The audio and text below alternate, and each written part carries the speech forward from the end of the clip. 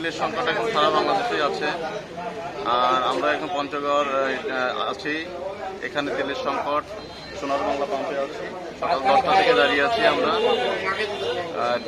তেলের গাড়ি আসবে শুনছি, কিন্তু কখন আসবে এটা সঠিক বলা যাচ্ছে না। গত 2 সপ্তাহ ধরে আমরা পঞ্চগড়ে মোটরসাইকেলের তেল একেবারেই পাচ্ছি না।